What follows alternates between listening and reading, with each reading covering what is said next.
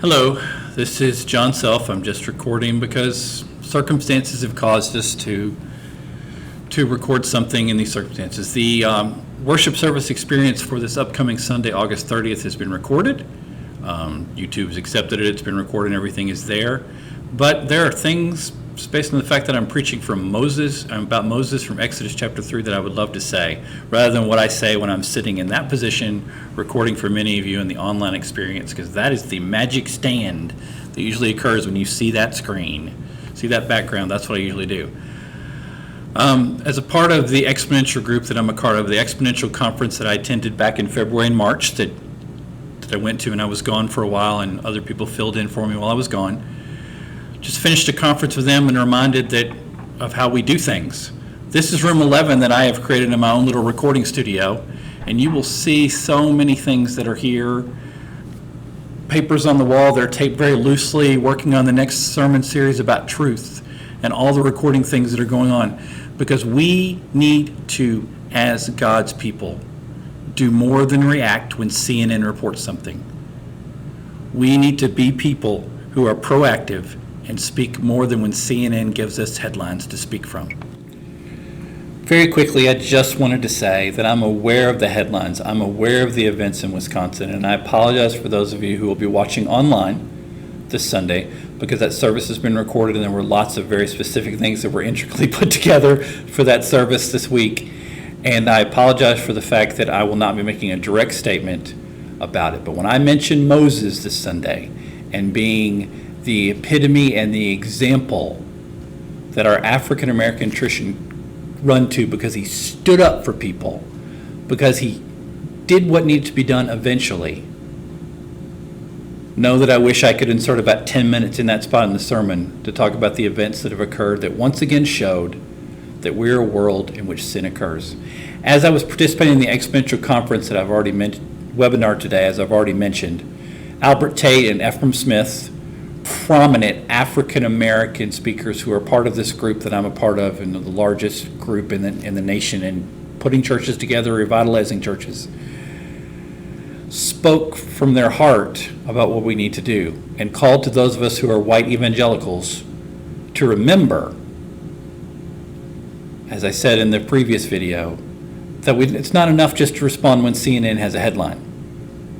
This is something we should be proactively teaching all the time, because bias and prejudice lead us to sin. And I don't want to unpack sermons that are on the wall and the piece of papers that are up here behind me, of all the different sermon ideas for the next sermon series coming starting September 13th, entitled #Truth.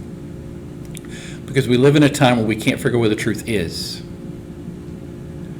But maybe if we did, and maybe we set aside all the other issues that we have, we could work through those. And just looking at the papers I'm looking behind me, there's 4 or 5 different examples of racism that has occurred that I have been planning to talk about for a month now in this sermon series coming up.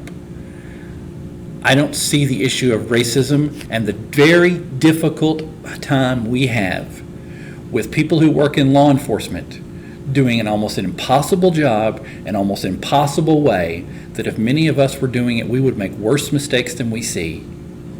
And balancing that out with the fact of a disproportionate amount of African American, or as they prefer to be called, and I'm hearing, people of color, whether they are black or they are brown, experiencing way more tragedy of this kind. The only way we can overcome that, and we can be a part of overcoming that, is to speak the truth and know we're speaking the truth, not speak the truths that have been given to us. Speaking about racism is something I've done many, many times after shootings and all the aspects for that. I've established that. I have an earned reputation for that. But in an attempt to be proactive, seeing how we have a world in which things seem to be chaos, I have been planning a sermon series to talk about truth, and a sermon series to talk about how racism sneaks in and we don't know about it for a while. It's not good enough to just say it when it happens. This is something we need to continually teach and continually think, because all the sin that wants to take over the world we live in, we need to continually teach and continue to learn to see how we are often part of the problem and know that we can do better. I felt that I needed to make this video. I know it's not the most professional thing in the world, and the voice is going to be way out of sync, and I apologize for that. And the camera work earlier is not great. But I want you to understand that, yes, I'm well aware of what happened in Wisconsin. I'm well aware of what happened in other places. And I'm well aware of this example of Wisconsin being the most blatant example we've had in years of white guy with gun illegally crossing, gets a bottle of water. African American, yes, with a criminal record, but no weapon, gets shot several times. Not trying to be critical of the police. They are doing an impossible job. But the way we look at that reflects what we believe. And the way we look at that reflects about what type of sin is entering into our world. No matter what your perspective about that whole issue and what we should do as society, it reflects what type of sin that you are vulnerable to, because we're not sure about the truth. Just working titles for the next sermon series is Truth and Justice. Truth is freedom. Truth and certainty. Truth and winning. Truth and bias. Truth and perspective. Or, as Pilate asked Jesus, what is truth? There is truth, but it is hard for us to find. I'm not trying to oversell the next sermon series because I have no idea what it sounds like, because right now it's just pieces of paper taped to a wall. What I am trying to say is, this is not news to me.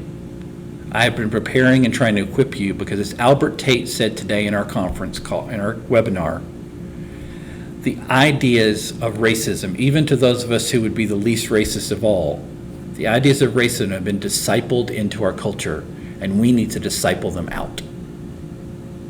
If that sounds hard, welcome to why that and about 12 other mistruths in our culture, I'm trying to figure out a way to give you some tools to recognize them so you can function.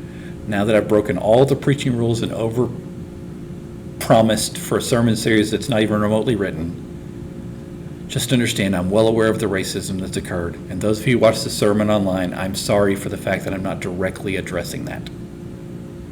Know that I'm aware, and I'm trying to give you some tools to help you with that in upcoming weeks. Thank you, and I look forward to, I guess, you seeing my face on Sunday, or some capacity from there. Thank you for your time. Thank you for watching this video. God bless us all.